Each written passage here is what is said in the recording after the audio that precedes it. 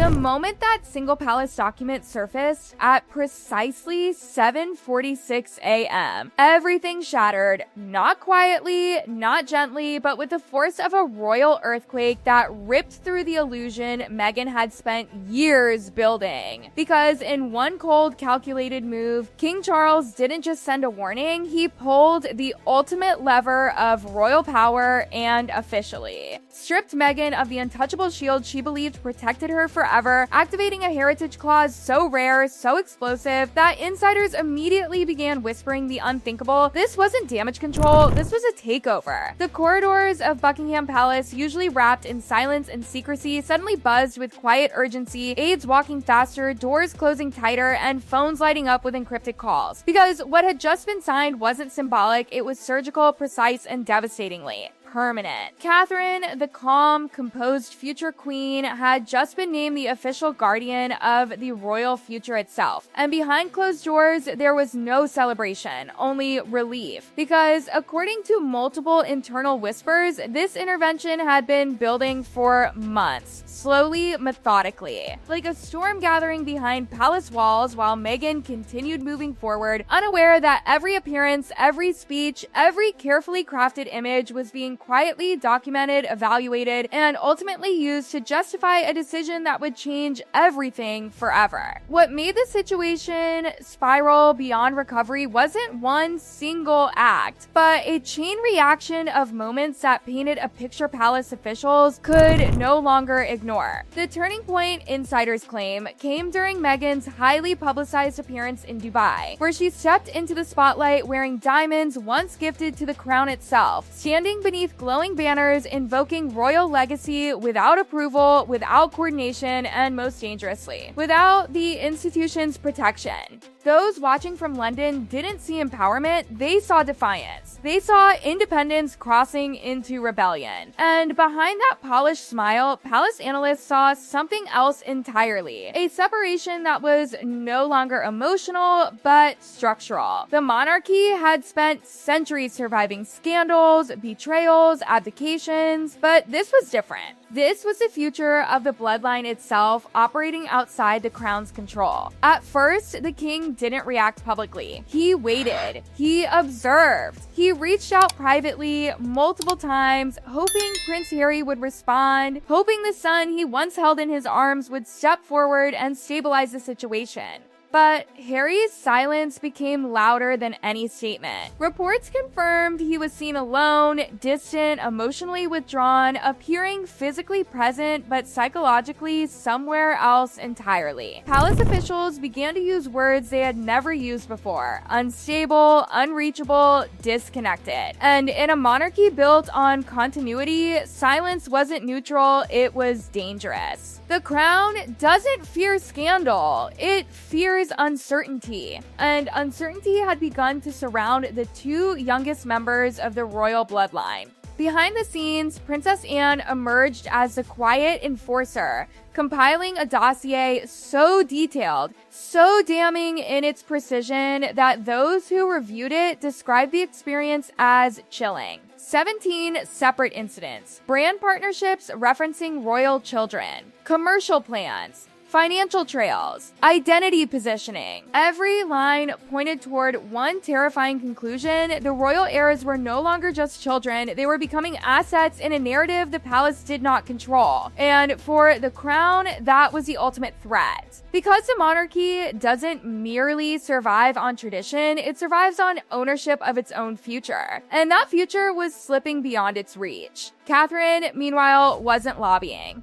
She wasn't demanding. She was waiting, observing, preparing. Those close to Kensington Palace say she had already begun consulting quietly with child development specialists, trauma experts, and legacy advisors long before the public ever knew anything was wrong. She wasn't reacting emotionally, she was building a safety net, a structure, a contingency plan that assumed the unthinkable would eventually happen. Because Catherine understood something Meghan never fully accepted, the crown doesn't act fast, but when it acts forever. Then came the night everything changed. Sandringham, closed doors, no press, no leaks, just the sovereign circle, the inner core of royal power. William, Anne, Charles, and Catherine. One by one, they reviewed the evidence, the timelines, the financial trails, the psychological assessments. And when the final vote was cast, it wasn't dramatic. It wasn't emotional. It was quiet, final, inevitable. The Heritage Clause was activated, a legal weapon forged decades ago, designed for moments exactly like this, when the stability of the royal line itself was at risk. And with a single signature, Catherine became something far more powerful than a future queen.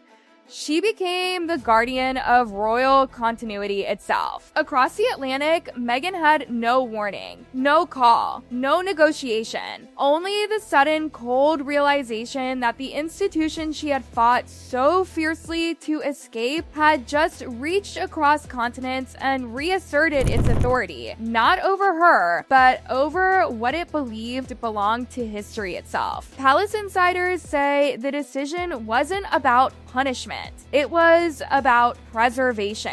Because the monarchy doesn't operate on emotion. It operates on survival. And survival required control. As the official declaration quietly appeared within royal records, the shift was immediate. Catherine's role wasn't ceremonial, it was operational. Education oversight, psychological support planning, identity protection protocols, financial trust structures extending decades into the future. Everything designed to stabilize, protect, and ultimately reclaim the royal narrative. While the world debated headlines, inside palace walls the message was clear. The future of the monarchy would no longer exist in uncertainty. But the most shocking moment didn't happen in public. It happened in private, when Harry finally saw the directive. Sources say he didn't react with anger, he didn't react with defiance. He reacted with collapse. Because in that instant, he understood what Meghan had never believed possible. The crown hadn't negotiated, it hadn't compromised, it had simply acted. The aftermath didn't explode in public, it suffocated in silence, the kind of silence that signals not peace, but absolute dominance. Because while Meghan's world began quietly fracturing behind the glossy walls of Montecito, Catherine's influence expanded with terrifying calm, transforming from symbolic protector into something far more formidable. The living embodiment of institutional authority. And inside Kensington Palace, preparations weren't theatrical, they were surgical. Every detail mapped out with precision that revealed this moment had been anticipated long before Meghan ever realized she was losing control. Catherine didn't celebrate, she didn't gloat, she didn't even acknowledge victory publicly. But behind closed doors, she began assembling the framework that would shape the children's future. Consulting trauma psychologists, educational strategists, and legacy advisors who understood the brutal reality of growing up inside a monarchy that had just reasserted ownership over its bloodline. The reintegration blueprint was described by insiders as gentle but irreversible, designed not to erase their mother, but to slowly reposition their identity within the gravitational pull of the crown itself. A quiet gravitational pull that had swallowed countless rebellious royals before them. Meanwhile, Meghan's legal and media counteroffensive ignited almost instantly, but beneath the fierce public statements and defiant messaging, panic had already begun to seep through the cracks. Because the palace hadn't attacked her publicly, it had outmaneuvered her legally, strategically, and structurally, creating a battlefield where emotion meant nothing and documentation meant everything, and Meghan's team suddenly found themselves trapped in a nightmare scenario where every contract,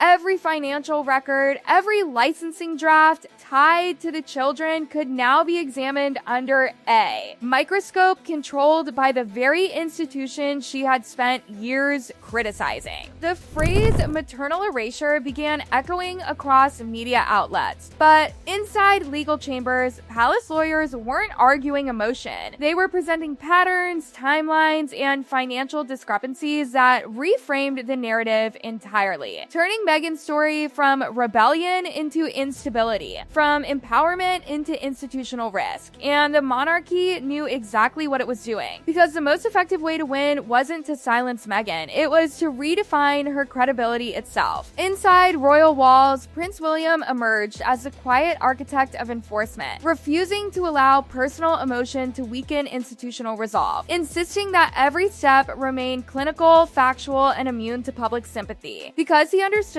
something fundamental monarchies don't. Survive by reacting emotionally, they survive by controlling perception over time. William reportedly rejected multiple early drafts of legal filings that sounded accusatory, demanding instead that every argument be framed as protection, not punishment. A calculated move designed to make resistance appear irrational rather than justified. This wasn't revenge, it was narrative containment. And then there was Harry, the broken axis between two worlds that could no longer coexist. For weeks, he remained frozen in psychological paralysis, unable to fully align with Meghan, unable to fully return to his family, trapped between loyalty and legacy in a way that insiders described as emotionally catastrophic. Because this wasn't just a custody crisis, it was an existential collapse of identity. When Harry finally reached out privately, it wasn't to Meghan, it was to William. Not with demands, not with defiance, but with fractured uncertainty, signaling something far more devastating than rebellion: surrender without words. Palace insiders say William didn't celebrate this moment either. He understood the cost. He understood that winning institutional stability meant losing the brother he once knew forever. As Catherine continued assuming operational guardianship, her approach stunned even veteran royal staff with its quiet compassion, ensuring the children's transition would never feel like exile, but rather like restoration, carefully introducing structured education, private heritage exposure, and psychological support designed to rebuild identity slowly, deliberately, and permanently. The palace wasn't trying to erase their past, it was rewriting their trajectory. Financial trusts were established, media exposure was frozen, commercial exploitation was blocked entirely. Every safeguard designed to protect them not just physically, but symbolically, ensuring their existence would never again become collateral in a battle between personal ambition and institutional survival. Back in California, Meghan's empire began showing invisible fractures. Publishing negotiations slowed, media allies hesitated, legal challenges multiplied. Because the palace hadn't attacked her reputation publicly, it had destabilized the foundation beneath it, turning every future move into a legal risk, every public statement into potential evidence, and every silence into strategic isolation.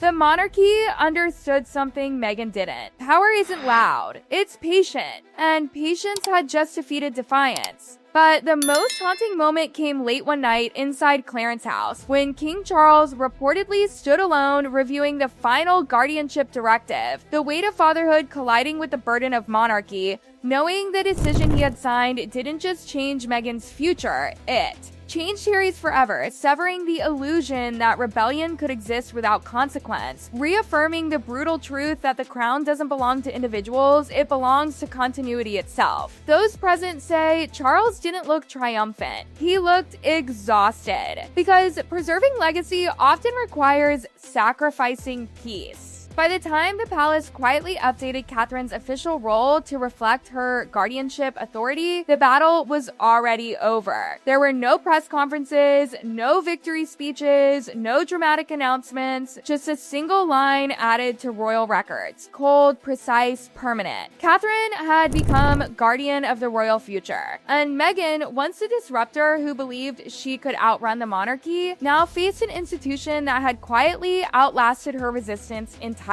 Harry's collapse wasn't physical, it was existential. Sources claim he began questioning everything: his departure, his silence, his loyalty, his future, because in trying to escape the crown, he had never imagined the crown would reach back, not with rage, but with inevitability. Multiple insiders whispered the same haunting phrase: this wasn't punishment, it was retrieval. Inside Kensington Palace, Catherine continued her work without spectacle, without ego, focused only on stabilizing what had been destabilized, embodying the one quality Meghan could never defeat: consistency. And consistency over time becomes power. The monarchy didn't destroy Meghan. It absorbed the chaos, neutralized the threat, and secured the future without firing a single public shot. And as the world moved on, chasing newer scandals, fresher headlines, louder controversies, one reality remained frozen in quiet permanence behind palace gates. Meghan had lost the one battle she believed she could never lose. Not through confrontation, not through humiliation, but through something far more devastating: institutional inevitability. Because in the end, the crown doesn't chase you. It waits for you to outrun yourself.